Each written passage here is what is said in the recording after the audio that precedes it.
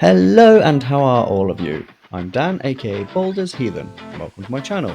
Now, to those of you that subscribe to me on Twitch or TikTok, know that I have been getting into streaming. I've had some issues with it. It's a difficult process to set up at times, and then to be able to even get the viewers when it actually happens, it's not going to be an overnight success. Not that I have many viewers on this channel either. If you haven't already, please drop a like on the video and subscribe for future video essay uploads. Either way, I'm doing these things because I enjoy it and I enjoy watching other, more successful people doing these things.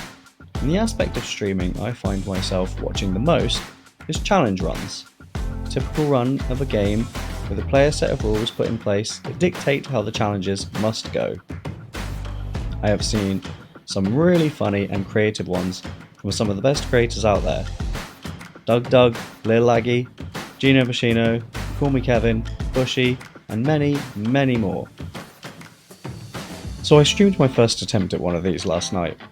A very simple rule to follow on Dark Souls Remastered. If I die, the stream ends. That was it. That was my one rule, which I stuck to.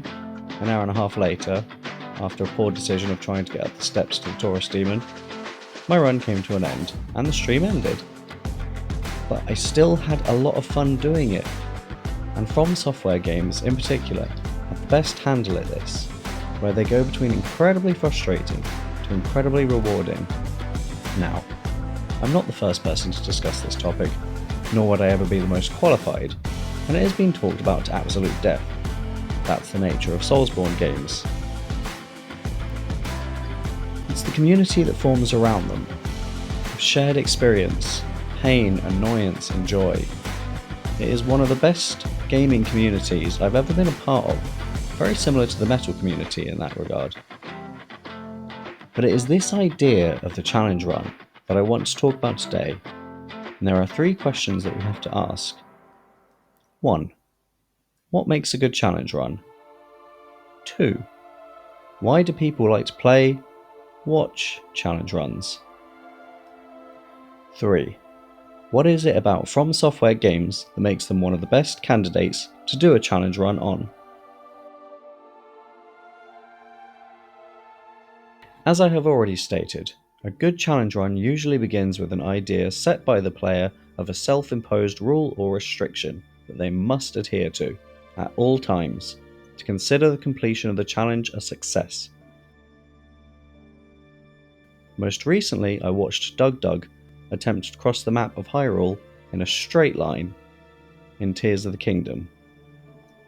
Find out if you can walk across the entire map in Zelda Tears of the Kingdom in a perfectly straight line. And I've seen other people attempt this, but they were allowed to use all of the items and equipment in the game, which makes most obstacles fairly trivial. Instead, I am going to attempt this challenge in ultra hard mode. Specifically, I am naked. I have the minimum hearts and stamina. I cannot use any runes or sages, so you can't build things or teleport things, and I can only use an item if I find it along the path, which means that Link is practically helpless against any major kind of obstacle.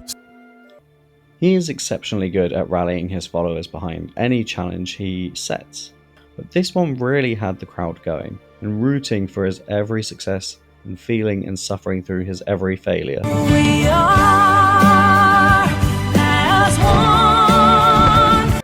And there are loads of like-minded instances in the Souls community doing the very same thing. All you have to do is YouTube Dark Souls Challenge Run to go see the plethora of challenges that have been done in the game since its initial release way back in 2011. And then with the success of Elden Ring, that sparked a whole new world of challenge runners, now with a much bigger sandbox to play in. So what makes these challenge runs truly good and entertaining to watch to the last victory is just how much emotion the host puts through to the audience of what they are doing. How much can you connect with their pain and suffering, of which is plentiful in a Miyazaki special helping from the Soul series? And then how much they can rejoice in the sweet victories that may come to our challenges, or lament in the shared sorrow of a failed run. That is the addictive crux of why we watch them, and why people host them. Shared experiences are simply what makes us human. Lastly, what is it about FromSoftware games specifically make these runs all the more compelling? I think that comes down to the game design itself. Everybody knows for the most part, a Souls game, Bloodborne, Sekiro, etc. is going to feel a certain way. Not look, but feel. As the worlds in this game at times can sometimes look stunning and beautiful, as a contrast, for the most part, yes, they are weary and worn down castles, corpse-piled streets, unholy catacombs, putrid sewers, and worst of all, poison swamps. So it brings it back to the shared experiences aspect. Even as a viewer not actively engaged in the game and feeling the tension of the encounters firsthand, you are still presented with a world that leaves you feeling hopeless for the player as a viewer. Most people who are watching who have also played the game as well want to see how someone else will handle a section that gave them so much grief during their own playthrough. These are the three most important things that I believe are what keep this community of gaming streamers alive, and why it always annoys me to hear the phrase, "Why would you watch someone else play it? That's just lazy. Play it yourself," from imbeciles who usually watch football. But again, it comes down to that shared experience. People get validation from being part of a larger group, cheering at sports games and so on. It's a way to feel the victory secondhand, without having to compete yourself. And that's not a bad thing. As I've said before in previous videos, life is hard at the best of times. We don't always get the victories that we want in our lives. So it doesn't hurt to watch somebody else, or a sports team, or anything like that, to gain a little bit of victory from them, just by being a part of their community and watching and supporting them, or the player, as they go through and succeed on our behalf and validating our shared experience. Now, I want to hear from any of you. What was your favourite game to watch streamed? Or what has been your favourite challenge run from a creator? Drop it in the comments. My next video will be on D&D and world building, so stay tuned for that. It'll be my first time covering a tabletop game in this style, should be interesting. And as always, thank you to my biggest supporters.